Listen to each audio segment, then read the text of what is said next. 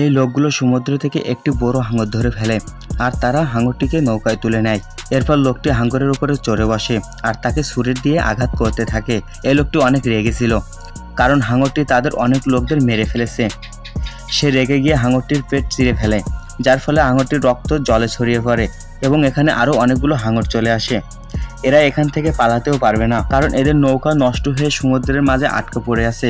এরপর যখনই এই লোকটি নৌকার পাড়ে হাঁটছিল, তখনই তার পা ফসকে গিয়ে জলে পড়ে যায় আর তাকে বাঁচানোর জন্য তার বন্ধুরা ছুটে আসে।